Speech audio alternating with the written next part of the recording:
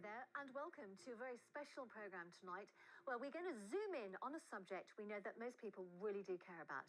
In just 6 days' time, governments and scientists from around the world will meet for a global UN summit we're told is crucial to our chances of avoiding runaway climate change. But what does that mean a little bit closer to home? Well, in a moment, we're going to be looking at how some of the changes being proposed will actually affect us. First, though, what is COP26 that we keep hearing about, and how much of a carbon problem do we have around here? So COP stands for Conference of Parties, and this is actually the 26th time they've met. A key aim of the conference is to put the world on a path to net zero by 2050. That means reducing greenhouse gases to a minimum and finding ways to absorb what's left. In the UK, the government's pledged to dramatically reduce emissions in the next 14 years. Here in the East Midlands, Leicester has the biggest carbon footprint, followed by Nottingham and Derby. All three cities have reduced their CO2 by around 40% since 2005, partly because more of our electricity is now supplied by renewables rather than fossil fuels. About a fifth of UK emissions come from powering and heating our homes and workplaces. Now, the average home leaks heat and produces up to 4 tonnes of carbon every year. To make up for that would take nearly 200 fully grown trees per house. So you can expect to hear a lot more about reducing our energy use.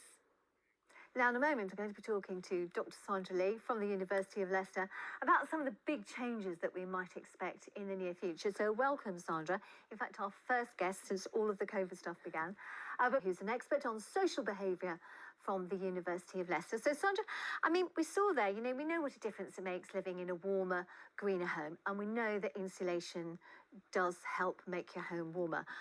Why aren't all of us just doing it?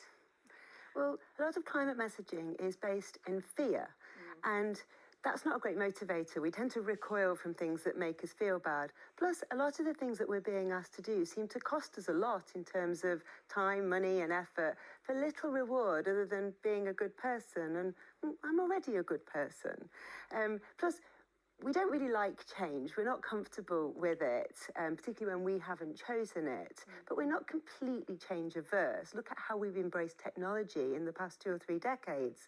But we need to see what's in it for us. We call the intrinsic reward. If it benefits us in some way, then we'll invest in it. We also need to see that other people are more likely to be doing it, people that we respect, what we call our social norms. So if there's something in it for us and we see other people doing it, it's more likely to be part of our identity. And that's where all those sort of good intentions actually get translated into direct action. I mean, all the talk is about climate change at the moment. Do you think we are ready for the big changes which we seem to need to be able to achieve? No, in a word, for 2 reasons. One, we lack the basic infrastructure at the moment for the sustainable choice to be the easiest and the cheapest. Why would I take 2 trains and a taxi to go and see my mum when I can drive there for much less cost and time? That's what we need to ask our leaders for next week. We need that choice architecture to be there. Secondly, we seem to believe that technology will save us, that we can eat what we want, go where we want, live our lives the way we always have, and some miracle will come and suck all the carbon out of the atmosphere. That's not realistic. Instead, we can think about what we've learned over the last 18 months, 2 years. When our lives were pared down to the basics, we soon learned that actually the things that mattered the most to us were having good health and well-being, access to education, safe housing, job security. Most importantly, we saw our loved ones. If you had all of those things in the toughest of restrictions, you were rich indeed. So why is it that we still base our happiness and success on material wealth, stuff that we can buy, when actually there's a better way? And perhaps it's time to redefine what happiness looks like, perhaps a more positive climate life, as we've just seen, where we have warmer, greener homes, cities that work with nature and instead of against, green jobs, cleaner air. Perhaps that could be the way that we define happiness. Yeah, we need to remember how we felt, don't we, just 2 years ago. Sandra, don't go away. Stay there for the moment.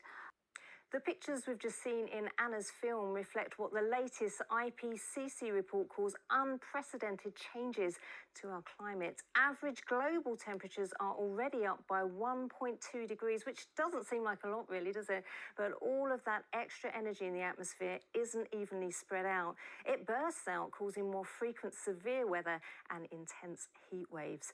It feels like we're breaking records on a regular basis now, doesn't it? Just 2 years ago, we recorded our hottest day ever in the East Midlands, with temperatures in Nottingham above 36 degrees. These heat waves are now 30 times more likely than would happen naturally. And if we don't cut greenhouse gases by 2050, record-breaking heat waves are likely to happen every other year.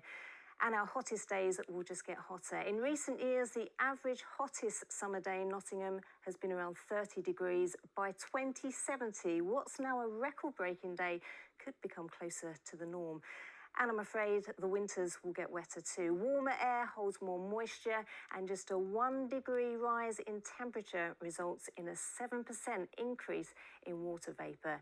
If we continue on a 4 degree warming trend, then there could be as much as 28% more water vapour in our atmosphere, and therefore the extraordinary wet weather seen in Belper will become much more common. Oh my goodness, thanks to Kay there. Of course, we'll be back with the regular forecast a bit later on. It does really make you think all that, Sandra, doesn't it? So that, from that we know climate is changing. And in places like Belper, they are planning ahead.